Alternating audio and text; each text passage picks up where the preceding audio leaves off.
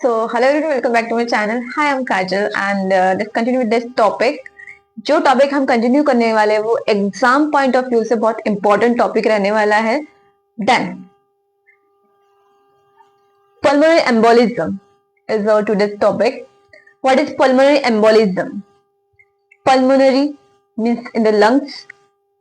ठीक है.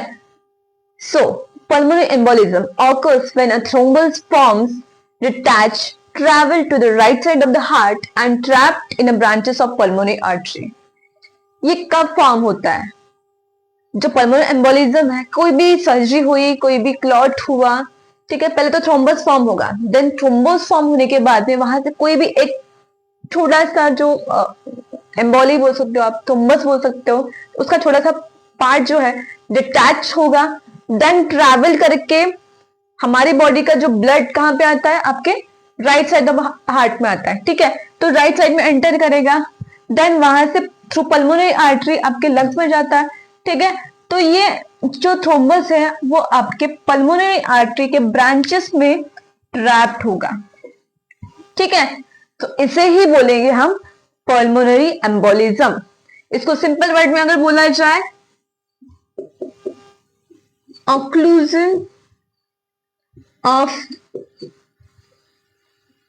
thrombus in pulmonary artery.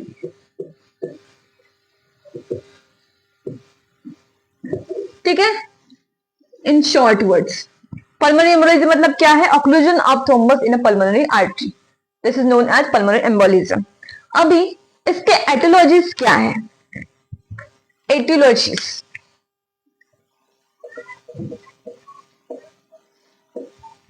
Most common etiology है long bone fracture. Long bone fracture, जब भी कोई लॉन्ग बोन फ्रैक्चर होगा तो वहां पे थ्रोम्बस फॉर्म होगा हीलिंग के थ्रू. ठीक है, विथ थ्रोम्बस फॉर्म होगा, डिटैच होगा, ट्रैवल होगा, देन राइट साइड हार्ट में एंटर करेगा, देन ट्रैप होगा ब्रांचेस ऑफ पल्मोनरी आर्टरी में, देन सिम्टम्स अराइज होंगे. ठीक है, तो ये मोस्ट कॉमन है और एग्जाम पॉइंट ऑफ व्यू से भी मोस्ट इंपॉर्टेंट है. ठीक है, then age, advanced age, then long bone fracture, advance age, pregnancy, history of कोएगुलोपैथी.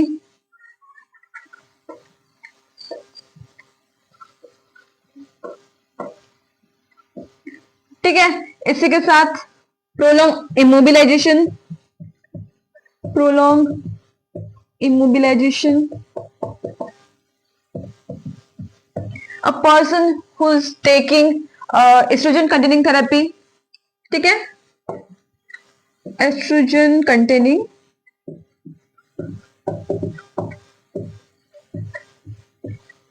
therapy taking. इसी के साथ ही pregnancy.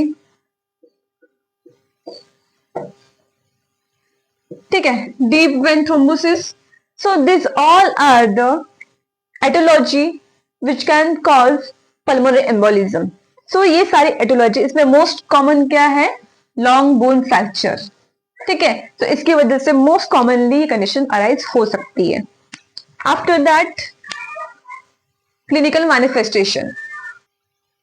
So in a clinical manifestation, early sign, sudden chest pain. Sudden chest pain is early sign. अगर indicate करना है आपको, identify करना है कि सबसे पहला साइन कौन सा आएगा, ये इंपॉर्टेंट है एग्जाम पॉइंट ऑफ व्यू से. ठीक है, आईएमपी सडन चेस्ट पेन, क्योंकि जब भी ये ऑब्स्टल होगा पल्मोनरी ब्रांचेस में तब सडन आपको चेस्ट पेन फील होगा. So that is sudden chest pen. इसी के साथ ही डीप जो आपके वेन्स है नेक के, डिस्टेंडेड नेक वेन्स देखने को मिलेगा. Then petechiae over chest and axilla. ठीक है, एक्सिला और चेस्ट के रीजन में आपको ऐसे पेटिचाई देखने को मिलेंगे. ठीक है, देन और भी सिम्टम्स है, टैकिकार्डिया, टैकिपनिया, देन हाइपोक्सीमिया, ठीक है। This all symptoms we faced, wheezing and crackles,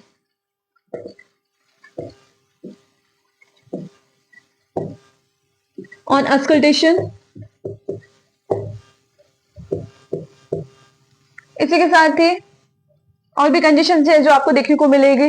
sudden chest pain, distended neck veins, petechiae over the chest and axilla, tachycardia, tachypnea, hypoxemia, wheezing and crackers आपको देखने को मिलेंगे, ठीक है। Then हिमोप्टिसिस देखने को मिलेगा आपको। हिमोप्टिसिस, हिमोप्टिसिस किसे बोलते हैं? Blood in the sputum, blood in sputum. इसी में आपको और भी चीजें देखने को मिलेगी, ठीक है। Shallow respiration, increase respiratory rate, ठीक है। So this all are the clinical manifestation, sign and symptoms of pulmonary embolism, ठीक है। तो ये सारे साइन एंड सिम्टम्स आपको पल्मोनरी एम्बोलिज्म में देखने को मिलेंगे। After that diagnostic evaluation.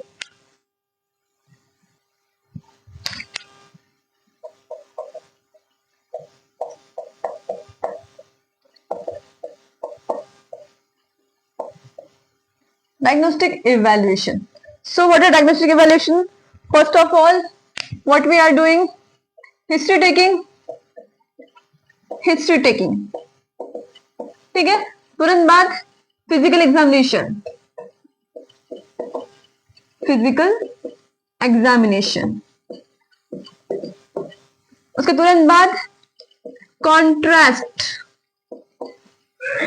City, ठीक है। कॉन्ट्रास्ट कंप्यूटेड टोमोग्राफी करेंगे। उसके बाद computed tomography, pulmonary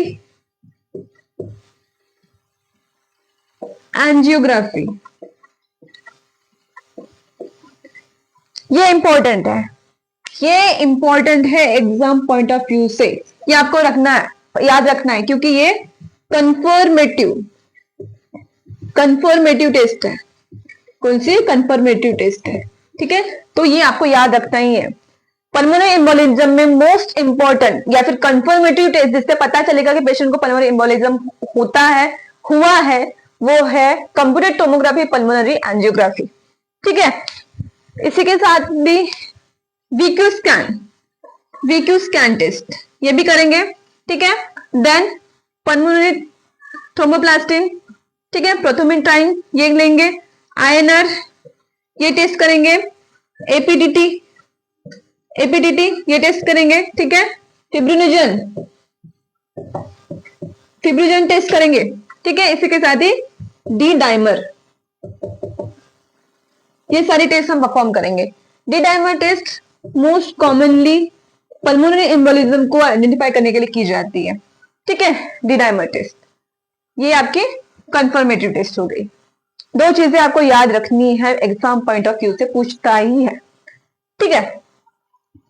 then after that moving towards the medical management. Medical management. In the medical management, first of all, reassure the patient. सबसे पहले patient को क्या करना है? रीअश्योरेंस देना है पेशेंट को, ठीक है, काम डाउन करना है, ठीक है। उसी के साथ ही पेशेंट को अपराइट पोजीशन देंगे, अपराइट पोजीशन या फिर हेड एलिवेशन, ठीक है, ताकि चेस्ट पेन जो हो रहा है थोड़ा सा रिलीफ मिले, ठीक है। तो लोज हुआ है वो थोड़ा सा रिलीफ मिले इससे, ठीक है। उसके तुरंत बाद वाइटल साइन चेक्ड, ठीक है, वाइटल साइन चेक करेंगे। Then prepare patient to obtain ABG analysis, ठीक है, पेशेंट को प्रिपेयर करना है आर्टरी ब्लड गैस एनालिसिस के लिए, ठीक है। आफ्टर दैट वाइटल साइन हो गया, रेशियोज दे दिया, पेशेंट को अपराइट पोजीशन भी दे दी। इसके बाद में हमें क्या करना रहेगा, पेशेंट को मेडिकेशन में कौन सी थेरेपी देंगे, थ्रोम्बोलिटिक थेरेपी,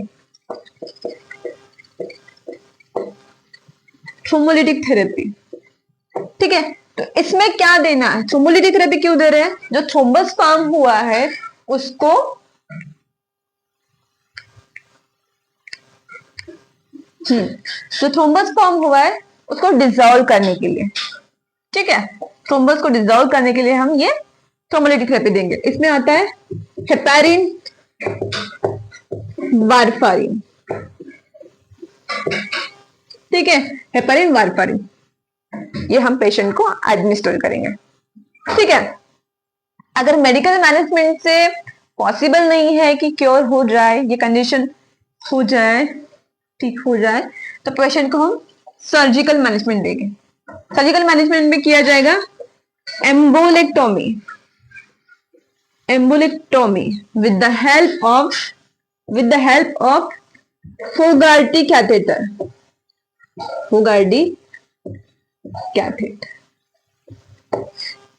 एम्बोलेक्टोमी मतलब जो एम्बुलेंस है, जो थ्रोम्बस का पार्ट है, जो क्लॉट है, उसको सर्जिकली मेथड से रिमूव किया जाएगा, ठीक है। फोगार्टी कैथेटर इंसर्ट किया जाएगा और उससे फिर इसको सक्शन आउट किया जाएगा, ठीक है, with the help of Fogarty catheter. अभी फोगार्टी कैथेटर क्या है, ये at the end of this lecture मैं आपको दिखाऊंगी, पिक्चर ऐड करूंगी कि फोगार्टी कैथेटर क्या है।